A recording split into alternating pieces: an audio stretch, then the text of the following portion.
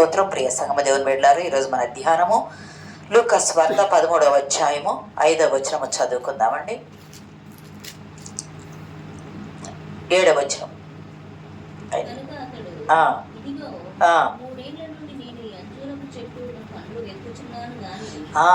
గనుక అతడు ఇదిగో 3 ఏండ్ల నుండి ఈ అంజూరపు చెట్టున పండ్లు వెదకవచ్చుచున్నాను గాని ఏమీ దొరకలేదు, దీన్ని నరికి వేయించమని ఆ తోటమాలితో చెప్పిన. ప్రియ సంగమ దేవుని బిడ్డలారా, ఈరోజు మన అంశం ఏమిటంటే కాపు కాయని అంజూరపు చెట్టు. కాపు అంటే పంట ఇవ్వని కాపు కాయని అంజూరపు చెట్టు.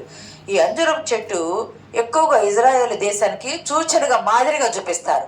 ఇజ్రాయేల్ దేశాన్ని గురించి ఇజ్రాయేల్ దేశానికి, ఇజ్రాయేల్ ప్రజలకు కాదు, ఇజ్రాయేల్ దేశానికి మాదిరిగా చూపిస్తారు. మరి ఇజ్రాయేల్ ప్రజలను ఏం చూపిస్తారు అంటే ద్రాక్షవనం. యెషయా గ్రంథం 5వ అధ్యాయంలో ఉంటుంది చూడండి ఒకసారి.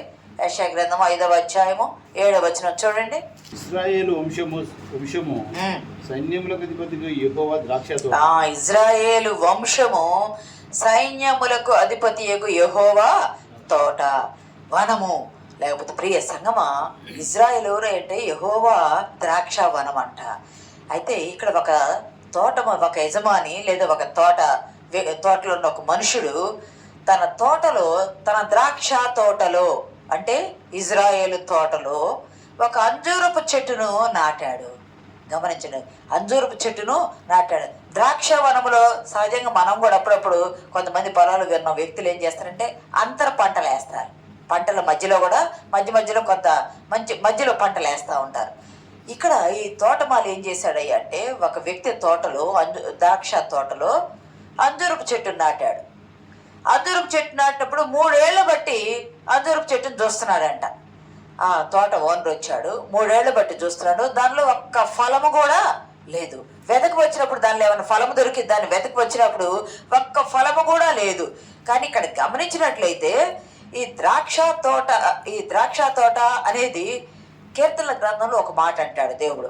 నేను కీర్తన 80వ కీర్తన 8-9 వచనాల్లో ఐగుప్తులో నుండి నేను ఒక ద్రాక్షావల్లిని తెచ్చి తిని, చదవండి 8-9 వచనాలు. 80వ కీర్తన.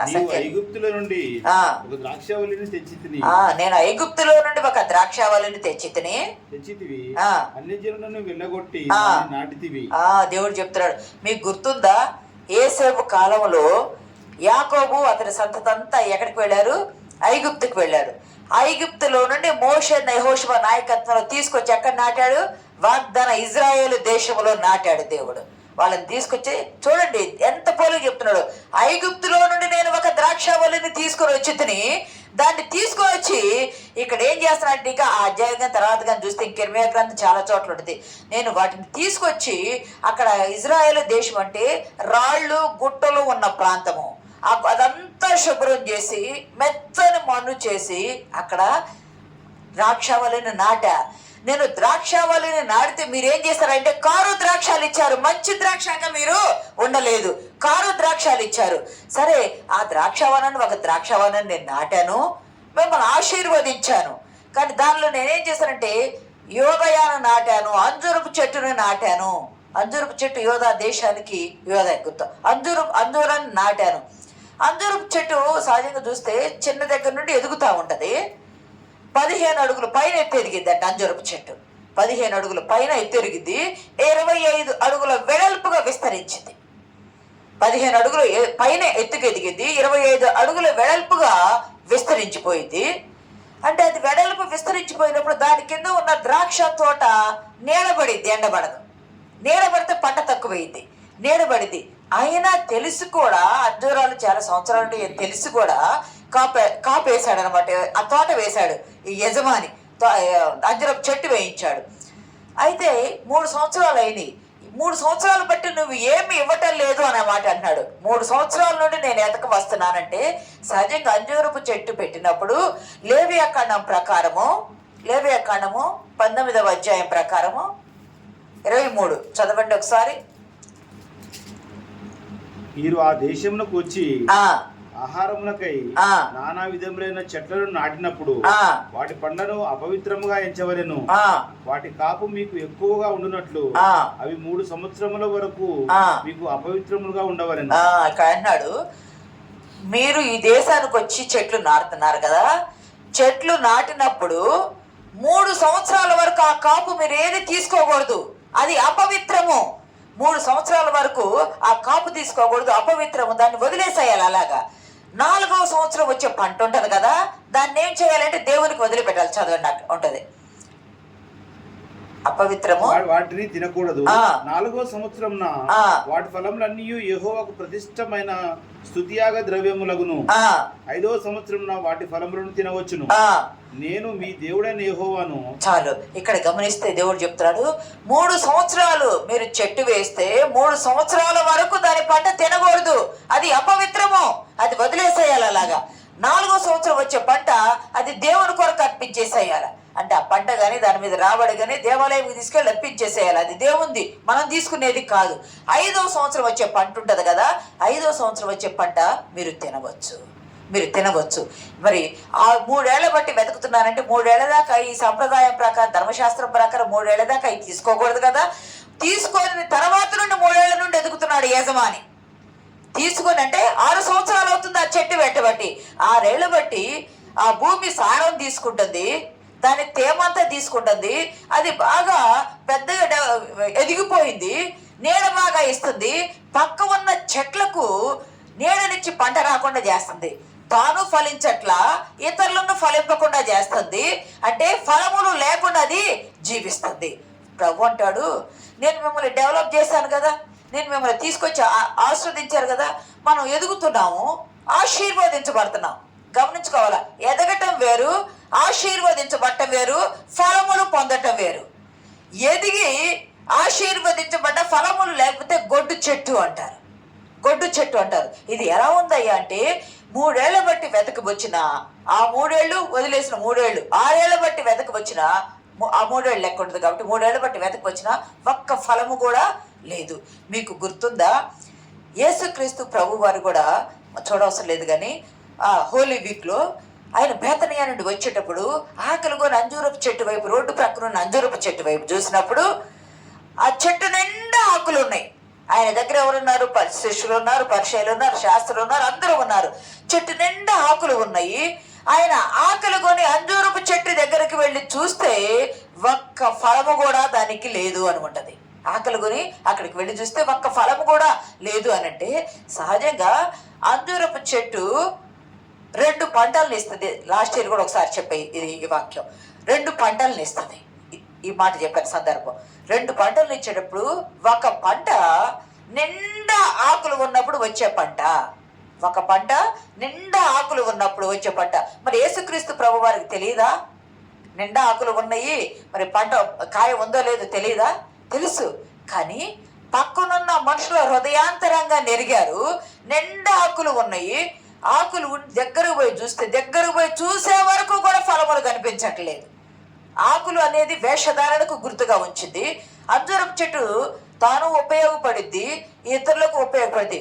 ఫలాలు 2 రకాలుగా ఉంటాయి. ఒకటి ఎండకు వచ్చే ఫలాలు, ఎండబెట్టే ఫలాలు, ఒకటి పచ్చికాయలు. నిండా ఆకులు ఉన్నప్పుడు వచ్చేది పచ్చికాయలు. అది ఎవరైనా రోడ్డు మీద పోయే వాళ్ళైనా, నీలాంటి వాళ్ళు నాలాంటి వాళ్ళు వెళితే కోసుకొని తినవచ్చు, పచ్చికాయని కోసుకొని తినవచ్చు. ఆకు వచ్చింది అంటే ఖచ్చితంగా ఫలం రావాలా. అది ఎప్పుడు వచ్చిందయ్యా అంటే ఈ వసంతకాలము, ఈ కాలం స్ప్రింగ్ సీజన్, లెంట్ అంటాం చూసావా, స్ప్రింగ్ సీజన్ లో వచ్చింది. అంటే ఎప్పుడు? మార్చి ఏప్రిల్ కాలం. మరి యేసుక్రీస్తు ప్రభు వారు హోలీ వీక్ లో అంటే ఆయన ఏప్రిల్ 7వ తారీఖు 7:30 సంవత్సరంలో కదా ఆయన సిలువ వేయబడింది. అంటే ఆ వీక్ లోనే కదా ఆయన ప్రభు వారు వెళ్ళింది. అంటే ఏప్రిల్ మాసము అంటే వాళ్ళకి వచ్చేటువంటి పస్కా పండుగ సీజన్ కాలము. ప్రియ సంగమా, దేవుని బిడ్డలారా, మనం గమనించినట్లయితే చెట్టు నిండా ఆకులు ఉన్నాయంటే కాయలు రావాలా. ఆ కాయలు అంత రుచిగా ఉండవు, కానీ రుచి లేకపోయినా కోసుకొని తినడానికి ఉపయోగపడతాయి. ఆహారము ఆకలైన వాళ్ళను కడుపు నింపుకోవడానికి ఉపయోగపడుతుంది. దాని ఆకేమో క్యాన్సర్ పేషెంట్లకు కూడా వాడతారు. ఆకు నీడనిస్తుంది. అంతేకాదు దాని పండ్ల గుజ్జు కూడా, హిస్కియాకు మీకు గుర్తుందా? పండిన పండ్లు తీసుకొచ్చి అతనికి వచ్చిన క్యాన్సర్ పుండు మీద వేయమని దేవుడు చెప్పాడు యెషయాతో. వెళ్ళి అతనికి రోగం వచ్చింది కదా, అంజూరపు పండ్ల ముద్ద తెచ్చి ఆ గాయం మీద పెట్టమని చెప్తాడు. అది రెండు రకాలుగా, ఒకటి పచ్చికాయ తినవచ్చు, రెండవది ఆగస్టు సెప్టెంబర్ మాసంలో వచ్చింది. అప్పటికి ఆకులన్నీ రాలిపోతాయి. ఆకులన్నీ రాలిపోయిన తర్వాత అప్పటికి వచ్చేటప్పటికి ఏమవుతాయి అంటే కాయలు వస్తాయి. ఆ వచ్చిన కాయల్ని చెట్టు మీద ఎండబెడతారు. చెట్టు మీద ఎండబెడతారు. కొంచెం పెద్ద సైజు కాయ వచ్చింది. ముందు ఆకులు ఉన్నప్పుడు వచ్చేది చిన్న సైజు కాయ వస్తుంది. చెట్టు మీద ఎండబెట్టేసి దాన్ని ఏం చేస్తారు, డ్రై అని చేస్తారు. చాలా శ్రేష్టమైంది, చాలా రక్తాన్ని డెవలప్ చేసింది. అది రక్తాన్ని ఒక్క అంజూరపు అడ 2 బాటిల్స్ రక్తం ఎక్కించినంతగా బలాన్ని ఇస్తుంది. అంత రక్తాన్ని వృద్ధి చేసింది అది. అటు గమనిస్తే యూదుల సాంప్రదాయం ప్రకారం వాళ్ళకు ఒక ఆలోచన ఉంటుంది. అంజూరపు చెట్టు తోటల్లోనే కాదు, ఇళ్ళకి సమీపంగా కూడా పెంచుతారండి. ఎందుకు ఇళ్ళకి సమీపంగా పెంచుతారు అంజూరపు చెట్టు అని అంటే, ఇళ్ళకి సమీపంగా పెంచుతారు అని అంటే, అంజూరపు చెట్టు నీడనిస్తుంది, 2 రకాల ఫలాలను ఇస్తుంది. 2 రకాల ఫలాలను ఇస్తుంది. ఎవరైనా ఇజ్రాయేలీలు అంజూరపు చెట్టు కింద, తమ ద్రాక్ష చెట్టు కింద కూర్చొని ముచ్చట పెట్టుకోవాలని సంతోషపడతారు. వాళ్ళకి ఆ స్థితి ఉండదు. ఎప్పుడు యుద్ధాలు జరగటం, బంకర్స్లోకి వెళ్ళి దాక్కోవటం, కొండల్లోకి వెళ్ళి దాక్కోవటమే. ప్రశాంతంగా అంజూరపు చెట్టు కింద కూర్చొని ముచ్చట పెట్టుకుందామనే స్థితి వాళ్ళకి ఉండదు. కానీ వాళ్ళ కోరిక ఏమిటాయంటే వాళ్ళ అంజూరపు చెట్టు కింద కూర్చొని సంతోషించాలని, అది చాలా సంతోషించాలని వాళ్ళ ఉద్దేశం. కానీ ఇంకా ఇంకొక ఆత్మీయ మరం ఏమిటాయంటే, అంజూరపు చెట్టు మీకు గుర్తుందా, 1:48 ఉంటుంది. యోహాను సువార్త 1:48 చదవండి ఒకసారి.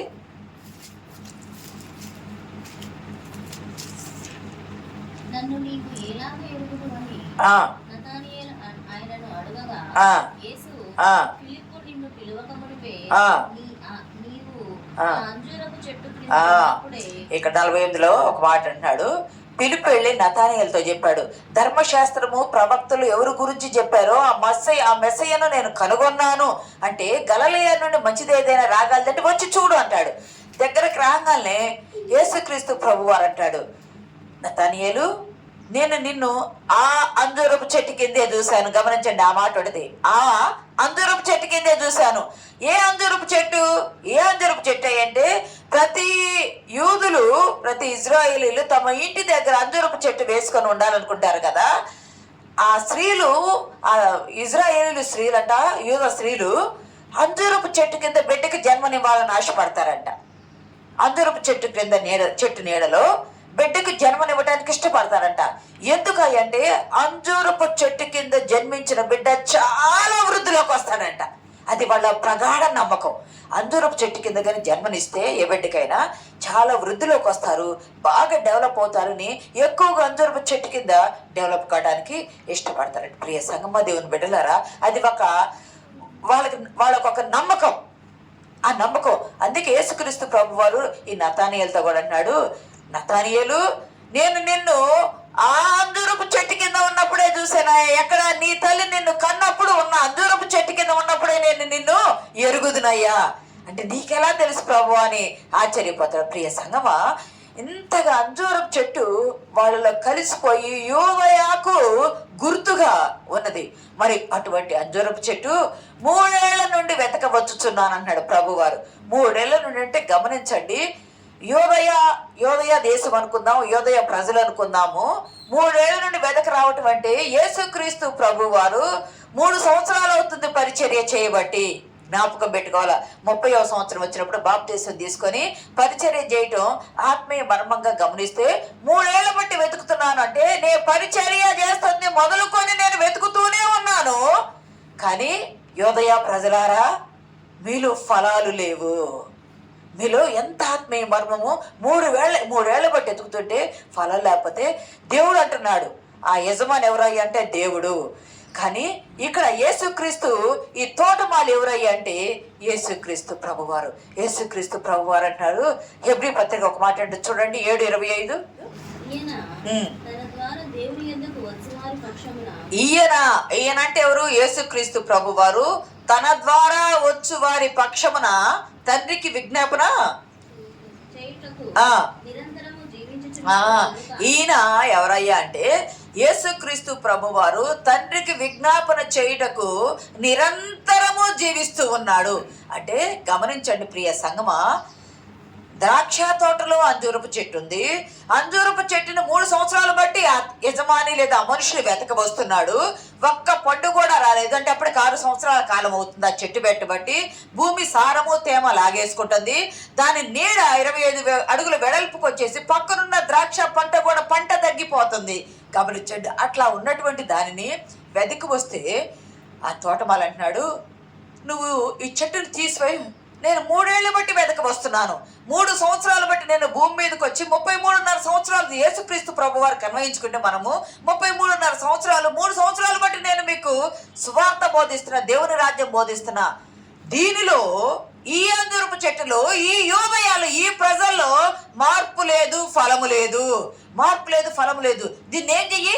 తీసి నరికి వేసేయి. దీన్ని తీసి నరికి వేసాను. ఎవరంటున్నారు? దేవుడు అంటున్నాడు. పరలోకపు తండ్రి అంటే తోటమాలి అంటున్నాడు, అయ్యా ఒకసారి చదవండి అమ్మా మాట.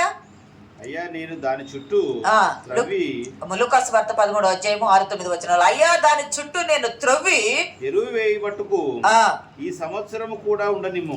అంటే గమనించండి, సహజంగా యూదులు చెట్లు పెట్టినప్పుడు పండ్ల చెట్లకు ఎరువు వేయడానికి ఇష్టపడరు. పండ్ల చెట్లకు ఎరువు వేయడానికి ఇష్టపడరు. కానీ ఈ తోటమాలి అంటున్నాడు, అయ్యా ఈ ఒక్క సంవత్సరం సమయం ఇయ్యి, ఈ ఒక్క సంవత్సరం సమయం నేను దీన్ని తవ్వుతానయ్యా. తవ్వి ఏం చేస్తాను? ఎరువు వేస్తాను. ఎరువు వేయడానికి లేదు, రూల్ అయితే ఎరువు వేయడానికి లేదు. ధర్మశాస్త్రం వాళ్ళు వేయరు. ఆ యూదులు ఎరువు వేసి పంట పండించరు. స్వతహాగా ఆ నేలలో వచ్చిన సారం వల్లే పంట పండి ఆ పంటలు తినడానికే ఇష్టపడతారు. అందుకే 90-100 ఏళ్ల దాకా కూడా వాళ్ళు బ్రతుకుతారు, అంత ఆరోగ్యంగా ఉంటారు. మరి అటువంటిది ఈ తోటమాలి అసాధారణమైన కోరిక కోరుతున్నాడు తండ్రిని. తండ్రి ఏమని? విజ్ఞాపన. ఆ కోరికను ఏమంటారంటే హెబ్రీ పత్రిక 7:25లో చెప్పిన రీతిగా ఈయన నిరంతరము తండ్రికి విజ్ఞాపన చేయుటకు. చదవమ్మా ఒకసారి ఆ మాట గట్టిగా. ఈయన తన ద్వారా అంటే యేసుక్రీస్తు ప్రభువు ద్వారా, ఈ తోటమాలి ద్వారా తండ్రికి విజ్ఞాపన చేయుటకు నిరంతరము జీవించుతూ ఉన్నాడు. మన పక్షముగా యేసుక్రీస్తు ప్రభు వారు నిరంతరము జీవిస్తూ తండ్రికి విజ్ఞాపన చేస్తూ మొరపెడుతున్నారు. ప్రభువా ఈ ఒక్క సంవత్సరం సమయం, ప్రభువా ఈ ఒక్క సంవత్సరం సమయం, వీరు నీ బిడ్డలు, వీరు నువ్వు ఎన్నుకున్నావు, వీరు నీ ప్రజలు, వీరు నీ జాతి, వీరు నీ వనము, వీరు నీ ఈ దేశము. ఒక్క సంవత్సరం సమయం ఇయ్యి, నేను త్రవ్వి ఎరువు వేస్తాను. ఇంకా ఆత్మీయంగా వాళ్ళని బలపరుస్తాను. త్రవ్వి ఎరువు వేయటం అంటే ఆత్మీయంగా బలపరుస్తాను. ఇంకా పరలోక రాజ్యం యొక్క లోతైన మర్మాలు చెప్తాను. ఈ లోకములో కట్టబడిన దేవాలయంలో మీరు ఆరాధిస్తున్నారే గనయ్యా, మీరు ఉండవలసిన మీ దేహమైన దేవాలయములో మీ హృదయాంతరంగంలో ఆత్మ ఫలములు ఉండాలయ్యా. మీ హృదయాంతరంగంలో దేవుడు లేకుండా కట్టబడిన దేవాలయములో దేవుడు మీరు ఆరాధిస్తున్నారయ్యా. దేవాలయంకే గొప్పవాడు. దేవాలయం ఎందుకంటే దేవుణ్ణి ఆరాధించడానికి. ఆ దేవుడే శరీరధారి ఈ లోకానికి వచ్చి మీ కొరకు విజ్ఞాపన చేస్తూ ఉంటే మీరేం చేస్తున్నారు? ఆత్మ ఫలములు ఫలించట్లేదు. ఆత్మ ఫలములు ఫలించకపోతే గమనించండి, ఎదగటం వేరు, ఆశీర్వదించబట్టం వేరు. 15 అడుగుల పైన ఎదిగింది కదా, వెడల్పుగా విస్తరించింది కదా, కానీ దానిలో ఫలము లేదు. అంటే చెట్టు బలంగా ఉంది, పక్కసారం అంతా లాక్కుంది, చెట్టు బాగా ఆకులు వచ్చినాయి, పచ్చదనం కలిగి ఉంది, కానీ ఫలము లేకపోతే దేవుడు ఆదాముకి ఏం చేశాడు? మీరు ఫలించి అభివృద్ధి పొంది విస్తరించి భూమి నుంచి దాన్ని ఏలునని చెప్పాడు కదా. ఫలములు లేదు, అభివృద్ధి లేదు. నోవాహు కూడా చెప్పాడు కదా, మీరు ఫలించండి, అభివృద్ధి పొందండి, విస్తరించండి అని చెప్పాడు కదా. అంటే ఫలాలు లేవు, అభివృద్ధి ఉంది, ఫలాలు లేవు. ఫలాలు లేకపోతే నరికివేయబడతారు. ఫలాలు లేకపోతే నరికివేయబడతారు. మనం భూమి మీద సమయము, నువ్వు ఒక సామెత అంటాం కదా, 1000 ఏళ్ళున్న వేరు పడక తప్పదు, 100 ఏళ్ళున్న చావు తప్పదనే సామెత ఉంది కదా. మరి 100 ఏళ్ళు ఉంటాము, ఫలములు లేకుండా 100 ఏళ్ళు బట్టి మనం బ్రతుకుతూ ఉంటే, ఫలములు లేకుండా బ్రతుకుతూ ఉంటే ఎంతకాలము విజ్ఞాపనకర్త ఓర్చుకుంటాడు, ఎంతకాలము తోటమాలి ఓర్చుకుంటాడు, ఎంతకాలము భూమికి భారంగా ఉంటారు అని ఆ చెట్టును నరికి త్రవ్వి వేస్తాడు కదా, దాని వేరు కూడా లేకుండా చేస్తాడు కదా. అంటే నా జీవితాలు దేవునిలో ఉన్నాము, క్రైస్తవులుగా ఉన్నామని అనుకుంటున్నామే కానీ క్రీస్తు లేకుండా మన హృదయములో క్రీస్తు ఇచ్చే ఆత్మ ఫలములు లేకుండా జీవిస్తే మనం త్రవ్వి వేయబడతాం. త్రవ్వివేయబడతాం. ప్రియ సంగమా, ఈ గమనించినట్లయితే యోవేలు గ్రంథంలో ఒక మాట ఉంటుంది. ఇప్పుడు రిఫరెన్స్లు చూడండి. యోవేలు గ్రంథంలో ఒక మాట ఉంటుంది. 1వ అధ్యాయము 7వ వచనం నుండి. అవి నా ద్రాక్ష చెట్లను పాడు చేసి ఉన్నవి, నా అంజూరపు చెట్లను తుప్పు నీళ్లుగా కొరికి ఉన్నవి, బెరడు ఒలిచి వాటిని. 12వ వచనం చదువుమా. ద్రాక్ష చెట్లు చెడిపోయాను, అంజూరపు చెట్లు వాడిపోయాను. ద్రాక్ష చెట్లు చెడిపోయినను, అంజూరపు చెట్లు వాడిపోయినను, పంట ఏది లేకపోయినను, గానుగుల్లో నూనె లేకపోయినను, ద్రాక్షారసం పర్లి పారకపోయినను, నేను మిమ్మల్ని మీకు తోడుగా ఉంటాను, మిమ్మల్ని ఆశీర్వదిస్తానంటాడు దేవుడు. గమనిస్తే 4 రకాలైన పురుగులు వచ్చి ఈ వీటి ఆకులు మొత్తం తినివేసి పంట లేకుండా చేస్తే, పంట లేకపోవటం అనేది దుర్భిక్షానికి, కరువుకి గుర్తుగా చూస్తారు. చెట్టు ఉంది, చెట్టుకు పంట లేకపోతే కరువు రాబోతుంది అంటానికి సూచనగా వారు భావిస్తారు. కానీ ఈ హోషేయ గ్రంథం 9:10 ఒక మాట ఉంటుంది. 2 రిఫరెన్స్లో చెప్తాను చూడండి. హోషేయ గ్రంథం 9:10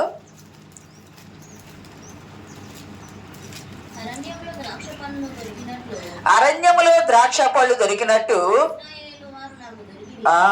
దేవుడు అన్నాడు, అరణ్యములో ద్రాక్ష పళ్ళు దొరికినట్టు ఇజ్రాయేలు వారు నాకు దొరికిరి, అంజూరపు చెట్టు మీద తొలి ఫలము దొరికినట్టు. చదవమ్మా, అక్కడే ఉంటది.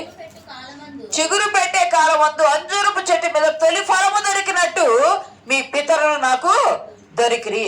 ప్రభు అన్నాడు, అరణ్యములో ద్రాక్ష పళ్ళు దొరికితే, అరణ్యం అంటే అంత ఎండ ఎడారే కదా, అంత ఇసుక ప్రాంతమే కదా. అరణ్యములో ద్రాక్ష పళ్ళు దొరికితే నోరు ఎండిపోయే వారికి ఎలాగైతే దప్పిక తీరినట్టు ఉంటదో, ఇజ్రాయేలీలు నాకు అలా దొరికారయ్యా. లోకములో నేను వెతుకుతుంటే, నేను భూమి మీదకి వచ్చే భూస్థాపన చేయడానికి వెతుకుతూ ఉంటే నాకు మీ పితరులు నాకు అలా దొరికారు. అరణ్యములో చిగురు పెట్టే కాలమున అంజూరపు చెట్టు మీద తొలి ఫలము దొరికితే ఎంత సంతోషం ఉంటుందో, మీరు నాకు, మీ పితరులు నాకు అలాగూ దొరికారయ్యా. అలాగూ దొరికిన మీరు వర్ధిల్లాలా, ఆశీర్వదించబడాలని నేను విజ్ఞాపన చేస్తూ ఉంటే, మీరు ఫలాలు లేకుండా మీరు ఎలాగుండారు అంటే ఎండిపోయిన వాత వేయబడ్డ మనస్సాక్షి వల్ల మీరు ఉండారు. మీరు అలాగూ ఉండకూడదు.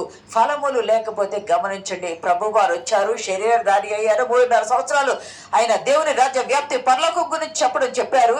చెప్పి అంతా చేసి తాను వచ్చిన పని ముగించుకొని వెళ్ళిపోయారు.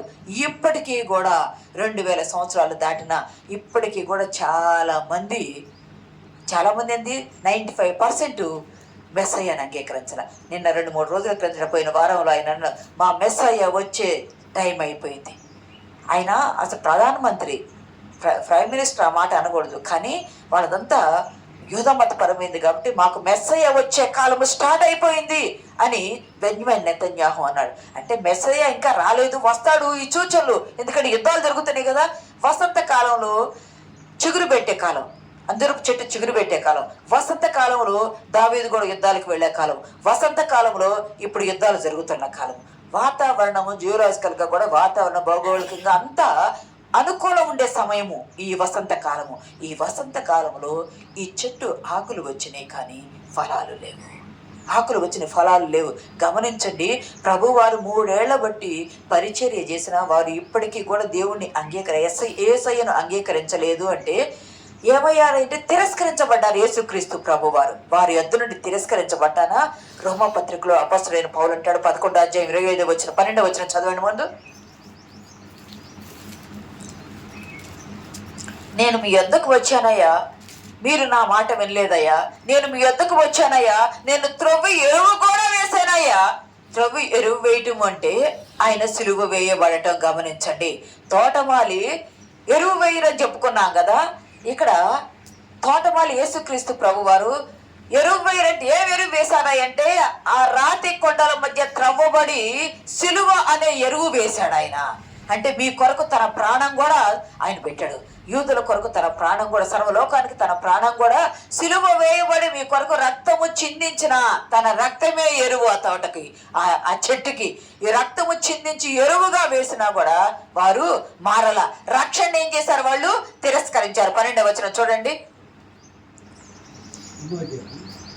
11వ అధ్యాయము 12వ వచనం, రోమపత్రిక 11వ అధ్యాయము. వారికి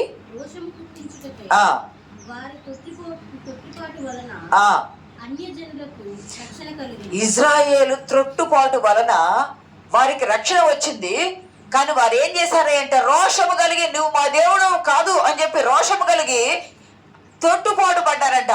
ప్రభువును తిరస్కరించారు, ప్రభువును ఎదిరించారు, నువ్వు మా దేవుడు కాదని త్రోసివేశారు, సిలువ వేటకు అప్పగించారు. వారి త్రొట్టుపాటు అన్యజనులకు ఏమైంది? ఐశ్వర్యము. తర్వాత మాట కూడా చదవండిమా. వారి తొట్టిపాటు లోకమునకు ఐశ్వర్యమును, వారి క్షీణదశ అన్యజనులకు ఐశ్వర్యమును అయిన ఎడల వారి సంపూర్ణత ఎంత ఎక్కువ. వారి క్షీణదశ, వారు దేవుణ్ణి తిరస్కరించుట, వారు ఫలములు ఫలించకపోవుట, వారు ప్రభువుని నెట్టివేయుట, తన ప్రాణం అయ్యా నేను ఒక్క సంవత్సరం సమయమే త్రవ్వి ఎరువు వేస్తానయ్య అంటే ప్రభువే ఎరువుగా తన రక్తమును తన ప్రాణమును దారబోసి ఆ యోదయ దేశంలో తన సిలువను నాటి ఎరువు వేస్తే ఫలములు ఫలించకుండా ఆకులు మాత్రమే ఉండే వేషధారణ జీవితంతో యోదయా నువ్వు ఉంటున్నావా? ప్రజలారా మీరుంటున్నారా? జాగ్రత్త, మిమ్మల్ని నరికి వేయాల్సి వస్తుంది. మీరు త్రొట్టుపాటు పడ్డారు కదా, మీ త్రొట్టుపాటు అన్యజనులకు ఐశ్వర్యము. వాళ్ళు ఆ రోజు తిరస్కరించబట్టి ఈ 2000 సంవత్సరాలు బట్టి సర్వలోకము సువార్త నమ్మి ప్రభువు నమ్మి ఆయన రక్షణలోకి వచ్చారు. అదే గనుక వాళ్ళు అప్పుడే అంగీకరించినట్లయితే ఈరోజు ఈ లోకానికి రక్షణ అనేది వచ్చేది కాదు. వాళ్ళు త్రొట్టుపాటు, వాళ్ళు క్షీణదశే, అన్యజనులకు ఐశ్వర్యం అయితే వాళ్ళే దేవుని నమ్మితే ఇంకెంత గొప్పగా ఉంటది, ఇంకెంత గొప్పగా ఉంటది. రాకడొచ్చేసింది. వాళ్ళు కానీ నమ్మేశారంటే రెప్పపాటు కాలం నమ్మేస్తారు, వాళ్ళు నమ్మేశారంటే రాకడొచ్చింది. కానీ ప్రభు అంటాడు రక్షణ విషయంలో, ఆశీర్వాదాల విషయంలో, కృపావరాల విషయంలో దేవుడు పశ్చాత్తాపడేవాడే కాదు. బిలాము కాలంలో కానీ నేను మిమ్మల్ని వీళ్ళు ఆశీర్వదించబడ్డ వాళ్ళే అన్నారు కదా, ఆశీర్వదించబడ్డటువంటి ఈ ఇజ్రాయేలుకి ఆశీర్వాదాలు ఉన్నాయి కానీ రక్షణ ఫలము లేదు. రక్షణ ఫలము పొందుకునే వరకు సమయం ఉంటది. వారు దేవుని వైపు చూడాలా. ఇంకా లోకములో మారని అన్యజనులు మార్చబడినప్పుడు వారికి రక్షణ ఫలము అందింది. ఈ తోటలో మనుషుడు ఎవరయ్యా అంటే తండ్రి, పరమ తండ్రి. ఈ తోటమాలు ఎవరయ్యంటే యేసుక్రీస్తు ప్రభు వారు. నీ కొరకు నా కొరకు, రక్షణ లేని వారి కొరకు మనం ఆశీర్వదించబడుతున్నాము, అభివృద్ధి చెందుతున్నాము అని ఫలములు లేకుండా ఉండబట్టి మన నిమిత్తము అయ్యా ఒక్క సంవత్సరం గడువి అయ్యా అని ప్రభు వారు అడుగుతున్నారు. ఆ ఒక్క సంవత్సరం గడువు నీవు నేను మారటానికి ఆయన దృష్టికి ఒక్క దినము 1000 సంవత్సరముల వలె, 1000 సంవత్సరం ఒక్క దినము వలె ఉంది. మరి ప్రభువే ఒక్క సంవత్సరం అడిగాడంటే ఇంకెంత సమయం అడగాల? తోటమాలే ఒక్క సంవత్సరం, ఇంకెంత సమయం ఎదురు చూడాలా? రక్షణ కలిగి ఉండాలా. ఫలాలు లేకపోతే ప్రియ సంగమా, దేవుని బిడ్డలారా, ఫలాలు లేకపోతే ఇది ఎందుకంటే నరులైన వారు ఎప్పటికప్పుడు హృదయాన్ని సరి చేసుకోవాలట. హృదయ పరివర్తన అవసరము. అంజూరపు చెట్టు వల్ల మనం ఉంటే హృదయ పరివర్తన అవసరం. ఇలా మార్పు లేకుండా ఉంటే నశించిపోతారు లేదా నరికి వేయబడతారు అని చెప్పడానికి యేసుక్రీస్తు ప్రభు వారు ఈ ఉపమానం చెప్పాడు. ప్రియ సంగమా, దేవుని బిడ్డలారా, మనం ఎదుగుతాము, ఆశీర్వదించబడతాము. కానీ మన కుటుంబంలో, మన జీవితంలో ఫలములు లేకపోతే నీవు నేను క్రైస్తవులవి అని ప్రజలు చూడడానికి అనిపించుకుంటున్నామే కానీ క్రీస్తు ఫలములు లేకుండా మన హృదయంలో డెవలప్మెంట్ లేకపోతే అది మనం కూడా తోటలో ఉన్న చెట్టు వల్ల నరికి వేయబడతాము. భూమికి భారం అవుతాము, కుటుంబానికి భారం అవుతాము, సంఘానికి భారం అవుతాము, బిడ్డలకు భారం అవుతాము. భారంగా ఉండే వారంగా మనం ఉండకూడదు, ఫలములు లేని వారుగా మనం ఉండకూడదు. ఫలించాలా, అభివృద్ధి పొందాలా. మనం చూడవలసిన లేదు. యోహాను సువార్తలో అంటారు, మీరు నాలో ఉండి మీరు ఫలించారు. మీరు ఫలించుట దేవుని నామానికి ఘనత. దేవుని ద్వారా ఫలించబడుతున్నాము. ఫలించకపోతే ఆయనకు వేరుగా ఉండి మనం ఏమి చేయలేం. ఆయనలో ఉండి ఫలించారు. మీరు ఫలించటం దేవునికి ఇష్టము. మనం ఫలములు లేకపోతే దేవునికి ఇష్టలు కాని వారిగా ఉంటాము. అలాగ ఉండకుండా మనలో ఉన్న దేవునికి ఇష్టము కాని అన్ని తొలగించి చేదువేర్లు కత్తిరించుకొని హృదయాంతరంగములో ఆత్మీయ ఫలములు ఫలించాలా. మనం ఏదైతే కోరుకొని ప్రభు సన్నిధానంలో ఎదురు చూస్తూ ఉన్నామో నీ కోరికను సిద్ధింపచేసి నీ ఆలోచన సఫలపరిచి నిన్ను బహుగా శారీరకంగాను, ఆత్మీయంగాను, మానసికంగాను, ఆర్థికంగాను, అన్ని రకాలుగా నైతికంగా అన్ని ఫలాలతో నిన్ను వర్ధిల్లి పరలోక రాజ్యం చేరే వరకు పరిశుద్ధ ఫలములతో జీవించినట్లు పరిశుద్ధాత్మ దేవుడు మనకు సహాయం దయచేయను గాక. ఆమేన్.